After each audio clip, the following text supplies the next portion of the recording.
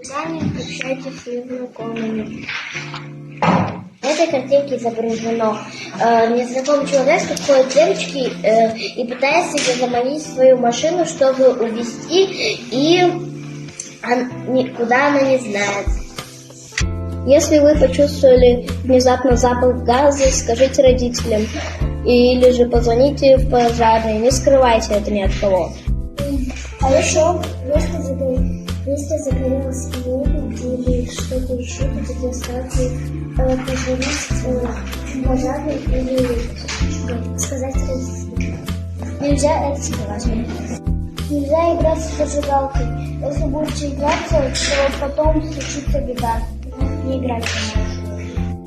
Нельзя разговаривать с незнакомцами, брать у них слабости и не идти. С незнакомцем полезно бесплатно поснимать.